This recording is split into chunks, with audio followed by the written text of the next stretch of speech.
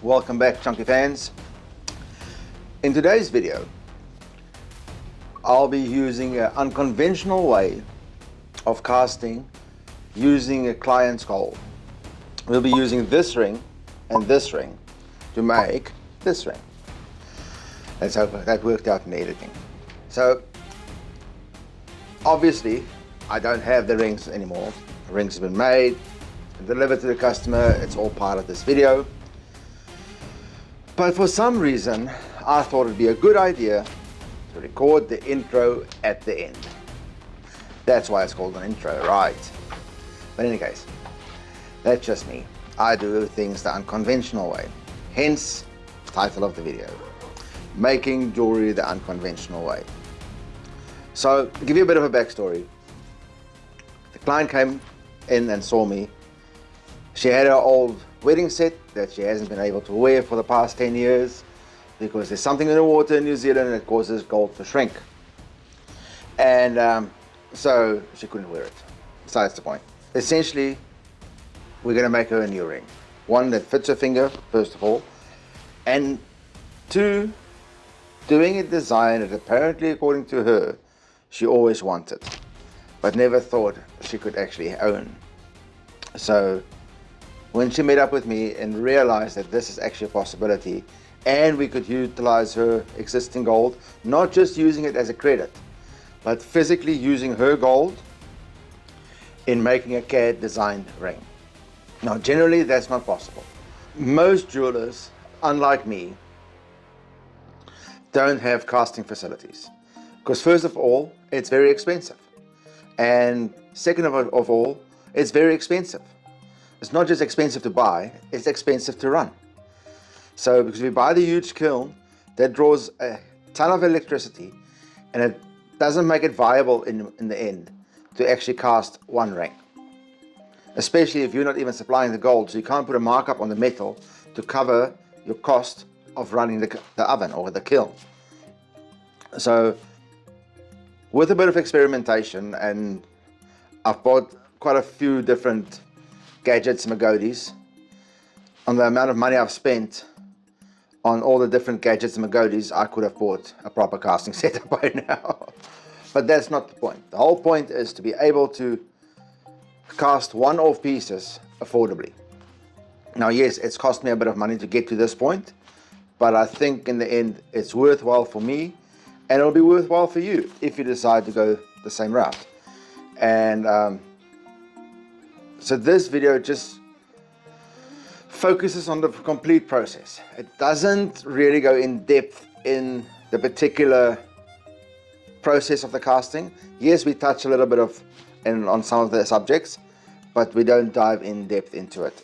If you'd like me to do a full tutorial, in depth, my review opinion of some of the products that you'll be seeing in this video, please let me know in the comments, and I'm actually eager to make a video, so give me an excuse. So I think that covers everything. This video is quite long, so I've decided to make it in two pieces. So this is obviously part one. I'll link part two as soon as I'm done with the editing in the comments. Pardon me. I'm diabetic, drink a lot of water. So yeah, so we'll start the video off by removing the stones, which we'll do in the next scene. So we'll start by unsetting the stone. I'll just use some side cutters to pry the prongs open. I think, in my personal opinion, that's the easiest and safest option. Stone is out. Not too grubby on the inside. So up next we have to remove these stones. The easiest way to remove them is using a graver. I suppose you could use the cutters, but there's not a lot of room to maneuver, of leverage, so I use my flat graver. And we're just push the prong off the stone. And use the back of the graver against the diamond without slipping. That's what you're not supposed to do. Just thought I'll put it in there so you guys can see. Now this band is platinum, and we'll be using this to make a new ring, so we don't have to worry about destroying the setting, because it'll be melted down.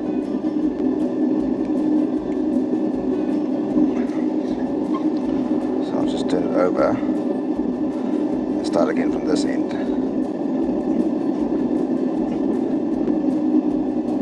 Just give it a bit of a wiggle, and you should be able to get it pried off the stone.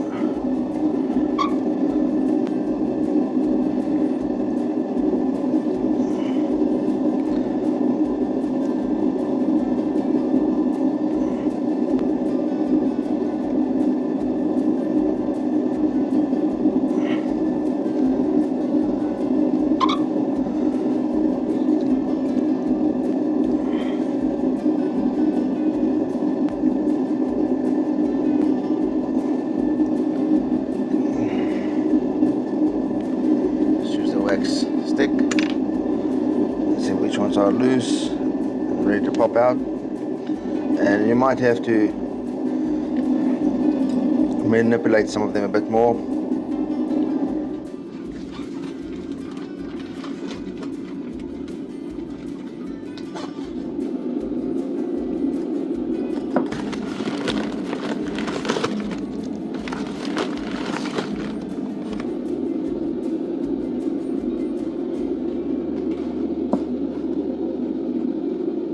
So I think we've got everything we need.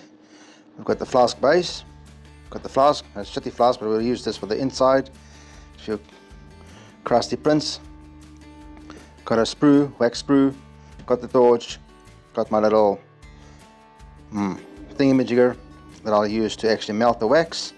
I'll warm this up on the flame, and then I think we're ready to go. So we are casting this one. This one we'll do for at another stage. That's for a different ring. We'll leave that there. And this is the one we're focusing on today. So I need to get some clippers, and we'll just chop off the supports that we don't need.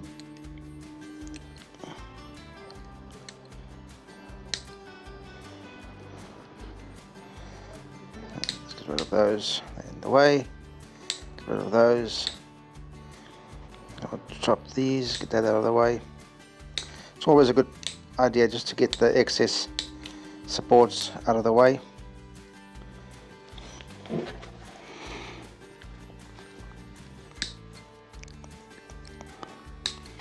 Oops.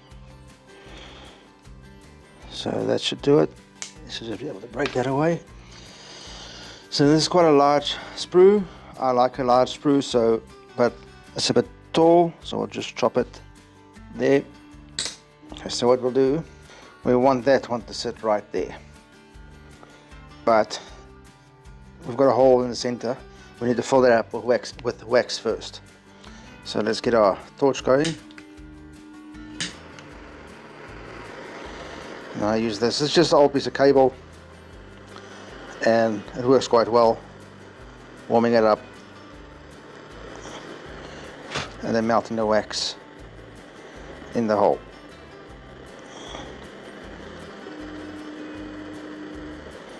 Make sure to fill up the hole. Get your mind out of the gutter. And then we'll place this one there. This will form the base of our sprue. Let's warm this up again.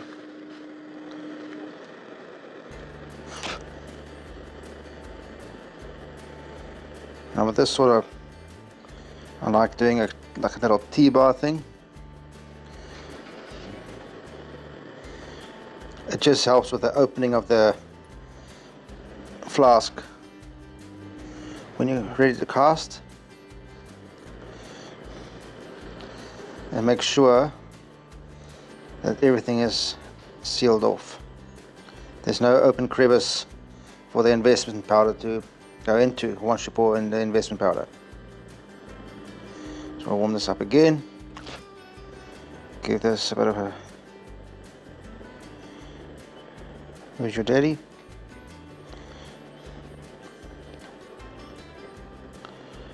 And then we'll seal that off as well.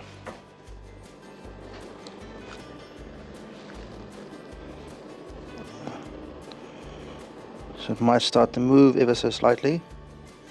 Just keep it in place until the wax sets again. Now you can touch the wax with your fingers, it's not that hot. It's a very soft wax. It's wax specially made for making sprues. Now there you get a bit of a closer look to what I've done. Make sure it's nice and centered and straight. So when you fit the flask over it, like so, you want the, let's see if I can brighten that up. You want the sides to be quite a fair distance away from the side walls of the flask. And it looks like we've got plenty of room there. That should do. Okay, so what we're going to do, we're going to use the crusty side and place that on the mold side or the rubber foot piece side. Try and get it in as much as you can to avoid any seepage or leakage after we've mixed the investment powder, because you want the smooth side to be on top, because this is the part once you cast, you'll be casting it like that. The opening will be on this side. So you want the smooth side to adhere to the vacuum base to create a nice good seal. Otherwise the vacuum won't take and your casting might turn out a bit crappy. So the next thing I'll do, I'll go and grab some tape and I'll tape the top, so when we invest we can overfill it ever so slightly. And once the investment is right, I'll show you, we'll scrape off the top, get this nice and flush once again to create a nice clean surface for the vacuum base to adhere to or attach to. Okay, let me grab some tape. So now we have some tape. I prefer using masking tape or painter's tape,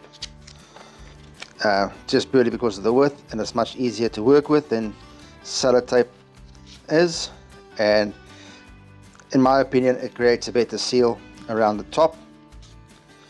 So, and I'll probably be proven wrong once I do the investing. It's usually the case when I say something. So yep,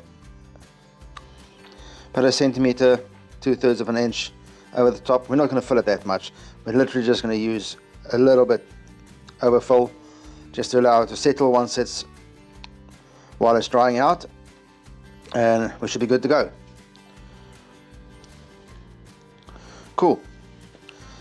To the investment. So I've got my investment powder. I've got about roughly 200 grams of investment powder in here, and usually the rule of thumb is around 30 grams of water to 100 grams of investment powder. I am going to eyeball it because I like to feel the consistency of the investment powder. That works for me. So I'm going to pop some water in, and then, and I know most of you will say, oh, but you have to add the investment to the water. Yes, I know. I don't do things conventionally.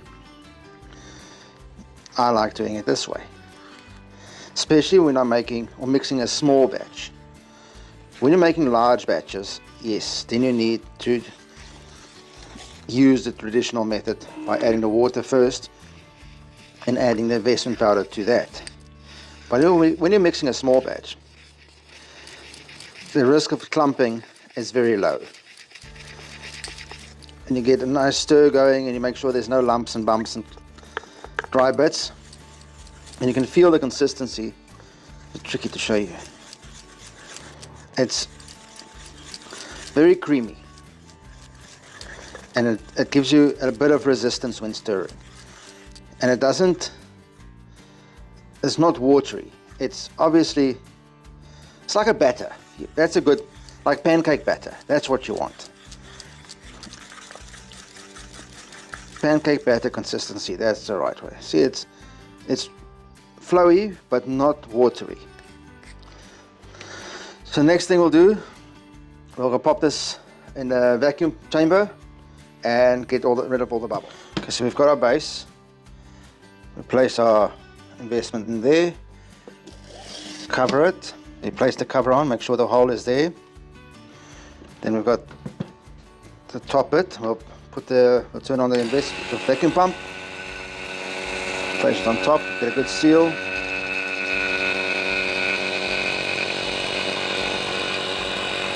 And you can hear the pump starting to strain.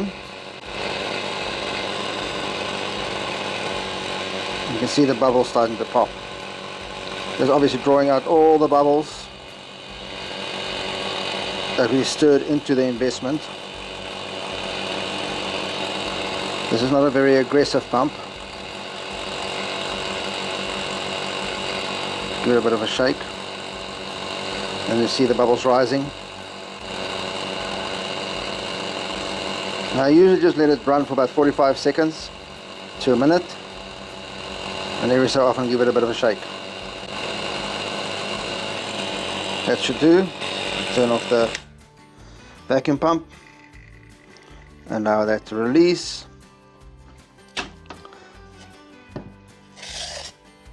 We get our flask. Let me see if I can give you a bird's eye view. So when you pour it, try and get it to fill up around the print. See, that's all we need. Just fill it up slightly above the rim, and that'll give us a good seal when we cast. So once again, place it in the chamber, and we'll turn it on. You'll see the bubbles. We'll let it sit for another 45 seconds or so. Just give it a bit of a shake, just to make sure there's no little bubbles stuck on the print. Because you don't want any bubbles stuck on there, because those bubbles will then turn into little gold bubbles or baubles, which you want to try and avoid.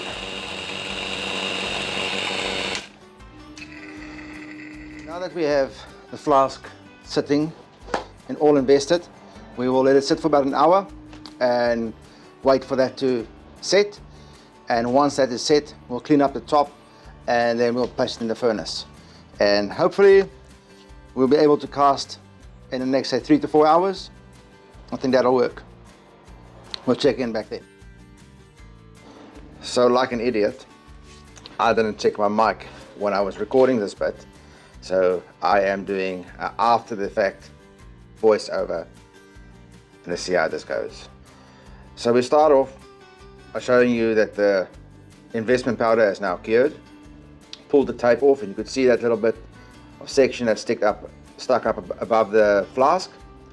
And the next thing we'll do, we'll scrape all the excess investment powder off, so we get it back to the level of the flask.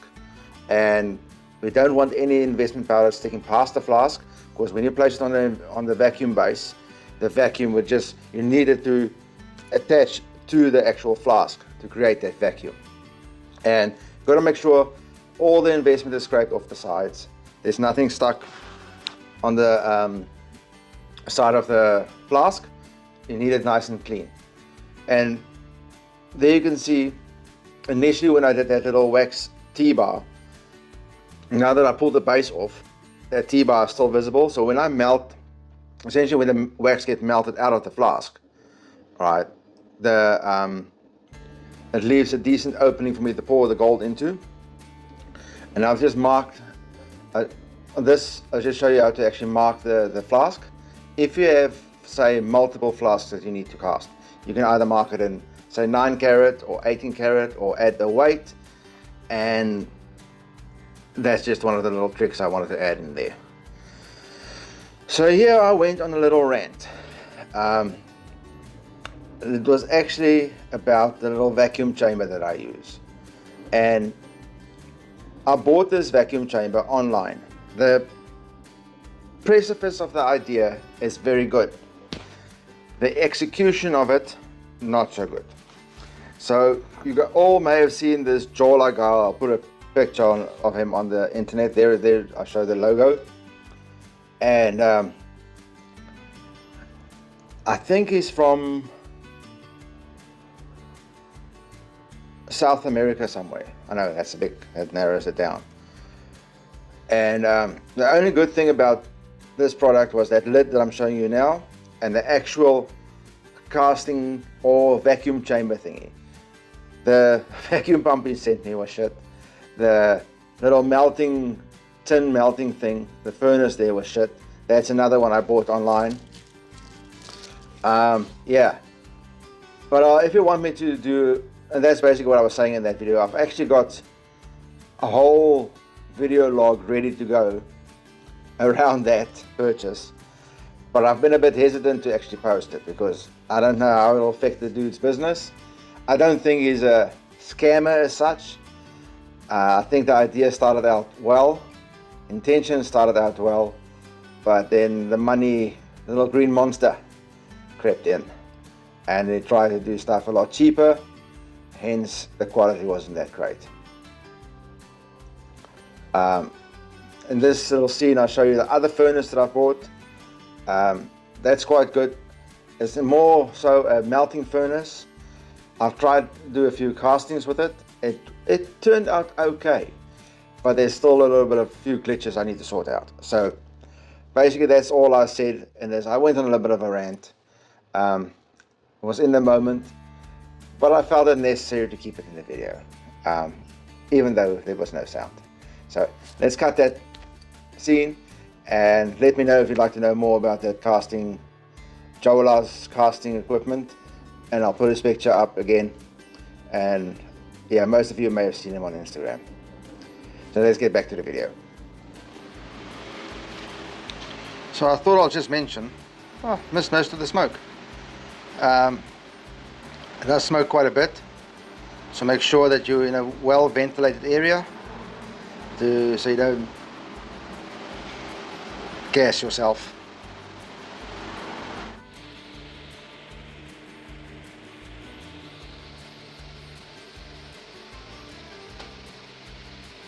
It's now been roughly 5 hours since I've placed the flask in the furnace, and you can see it's nice and red hot. Well, not too hot, not the gates of hell hot.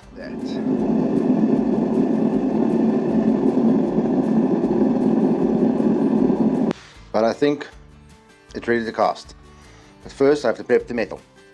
Well, before we get to casting the ring, we need to prep the gold. And in this particular case, the customer, let me start it again. Let me start the sentence again.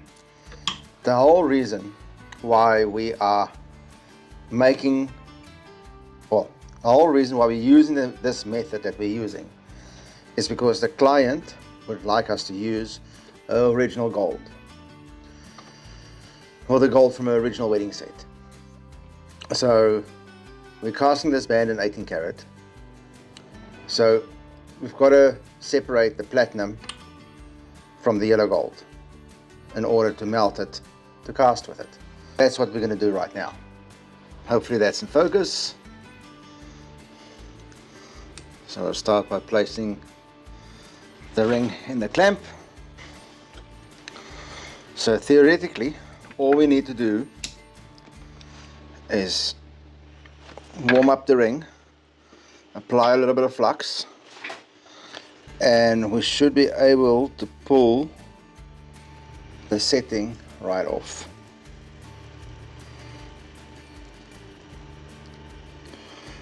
In theory. It doesn't always work like that. It's easier said than done.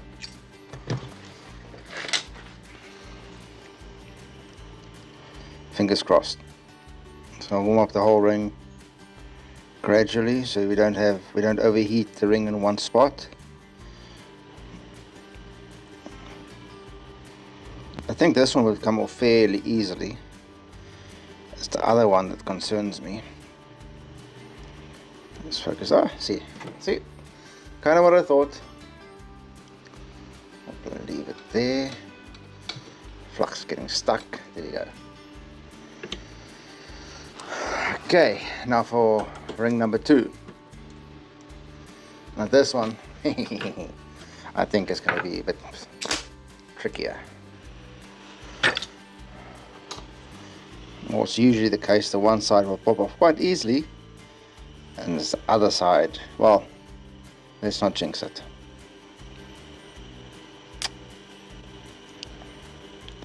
Same thing, we'll gradually heat up the ring.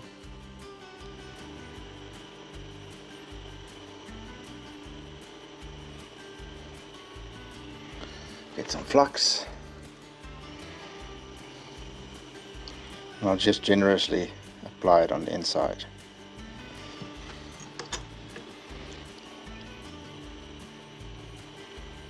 So let's warm up the whole ring, because what you want is you want that solder to evenly run simultaneously, well, evenly, or all at the same time. Oh, look at that, you beauty. Should we just go for it? Seeing while it's hot, we might just be able to pull off the platinum one. So, get some flux going.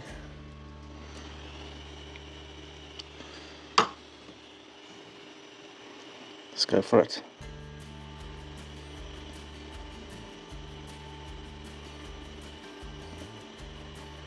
Don't think the tweezer is clamping the band, is it? Let's adjust it ever so slightly so we can be sure.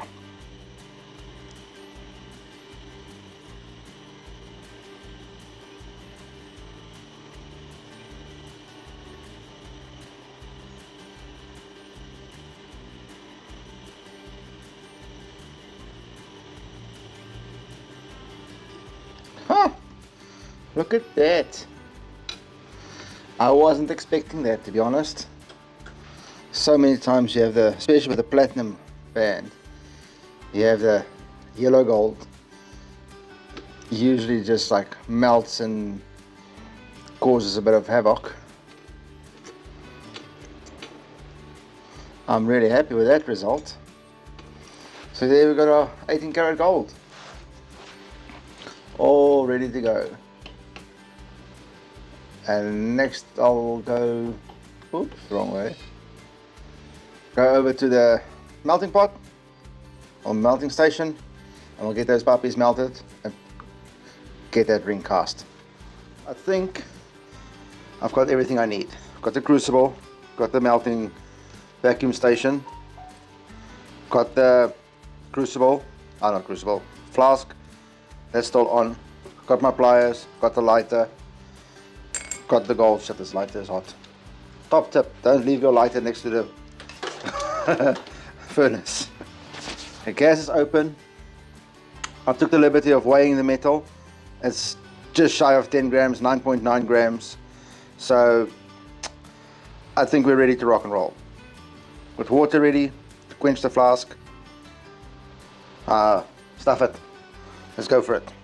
Let's go for gold. Whoa. Okay. So first thing I'll do, we'll melt the metal. And you'll notice we'll have to melt the metal again, but I like to just get it molten. Don't have to have the flame too hot,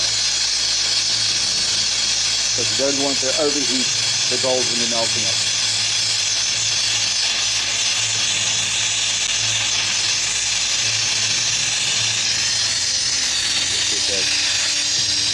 Slowly.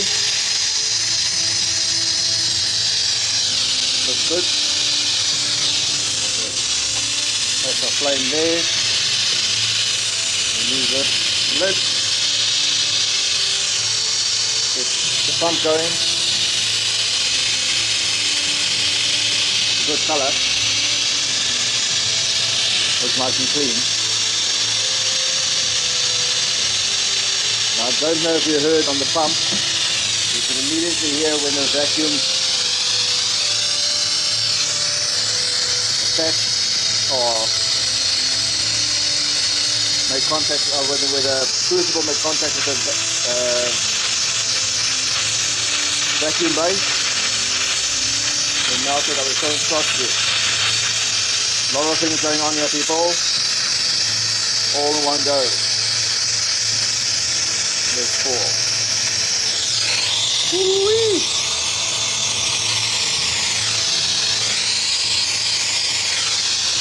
I always warm up the flask. I don't think it does anything.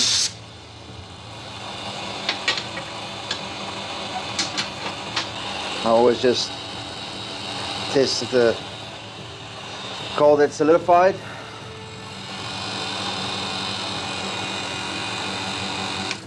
Turn off the pump. I'll try and bring it closer. And if you can see it, doesn't look too bad. There's our one on the other side to prove it's the same flask. Got the water. It's darkened, so let's quench.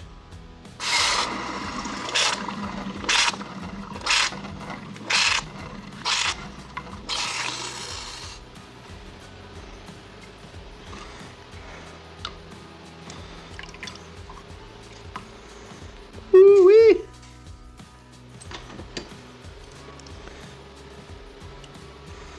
It's looking good. It's looking really positive.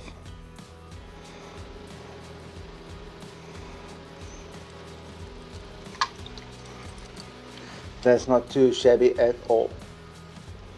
That came out really nice. I know the color is still a bit off, but we'll chuck it in the acid. Let it sit there for like 5 minutes, and then I'll show you what it looks like. Okay, so let's see how this looks. Might not be 100% ready yet, but let's see what it looks like. Oh, rinse.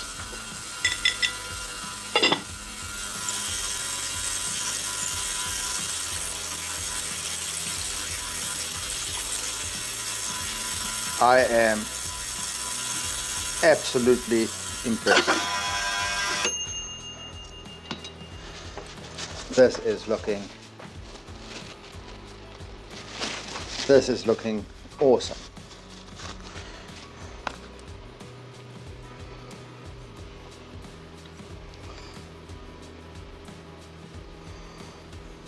One or two little balls stuck in the settings. That's not too bad. A little bit of surface porosity, but I think that'll just buff right out, as they say. But yeah, I am quite happy with that. That's a good result. We'll go over the desk and have a few close-up shots. So, we started out with this. This was our resin print with all the supports, and we ended up with that.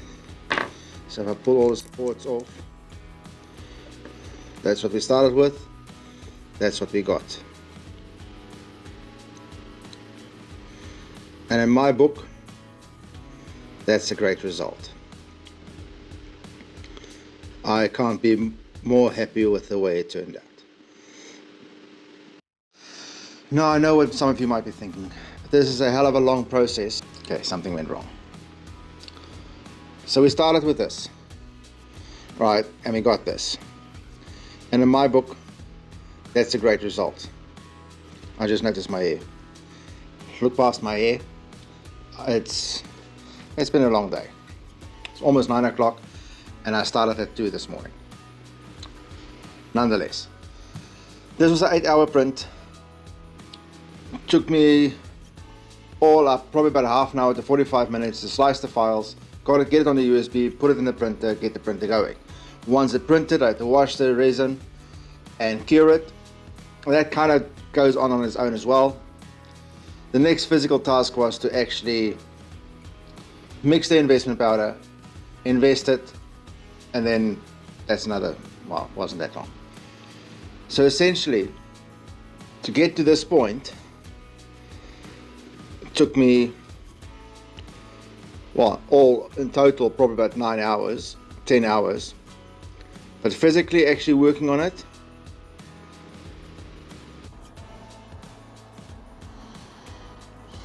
just a quick correction. I did say 8 minutes to 10 minutes, but theoretically the 8 minutes to 10 hours, not minutes.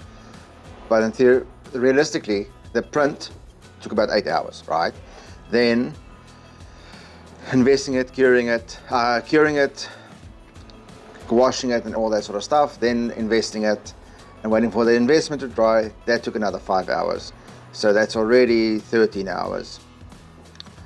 Then baking it, everything. So we're probably closer to about 18 to 20 hours from starting the print to finishing up the actual cast or pouring the metal. So just wanted to get some clarify that. Back to the video.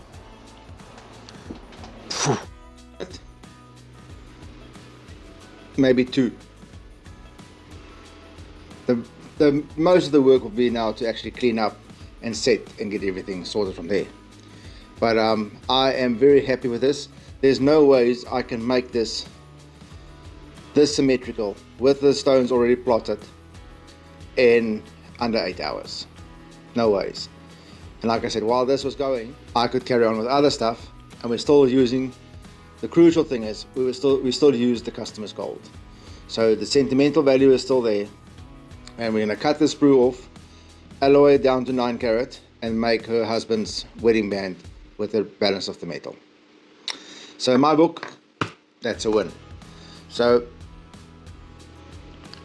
I'll probably end the video here, and then if you'd like to see how the ring turns out, of course this obviously is becoming quite a long video. I wasn't expecting it to be this long, so please feel free to like and subscribe to the Chunky Jeweler, and keep an eye out for part 2.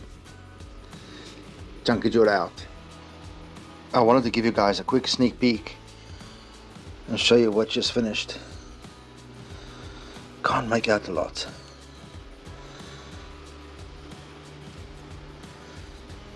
This little hollow heart lockets. It's gonna become those memorial lockets. I'm quite excited. I'll put a picture up of the rendered version, and this will be the next video, so be sure to like and subscribe to the Chunky Jeweler. It'll get interesting. See you there.